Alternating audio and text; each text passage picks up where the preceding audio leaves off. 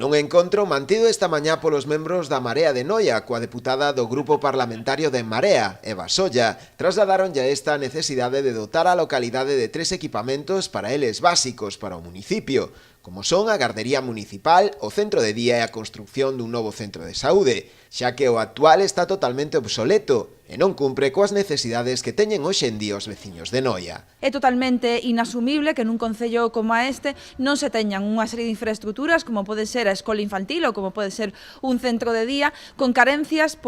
tamén no resto da contorna destes mesmos servizos. E obviamente, como acaba de trasladar, a situación que ten o centro de saúde e o punto de atención continuada que xa temos, dende logo, falado noutras ocasións, eu estiven aquí na anterior legislatura tamén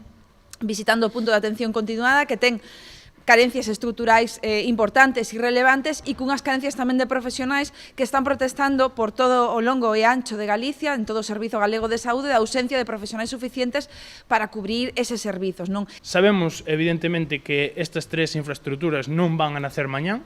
pero tamén sabemos que se non se poñen encima da mesa e se non hai un debate social sobre esta necesidade, os gobernos do Partido Popular non van a mover ningún só dedo para que Noia teña estes servicios. Temos dúas opcións, ou querer que Noia avance, que Noia se recupere prácticamente de toda a poboación perdida, sobre todo a poboación en idade moza, estamos falando de 1.500 persoas entre os 20 e os 35 anos, un dato moi alarmante para a situación, e isto se debe a que non hai servizos para asentar poboación en Noia. O grupo de En Marea levará ao Parlamento estas demandas a través de diversas proposicións non de lei para que o Goberno da Xunta asuma canto antes estas carencias.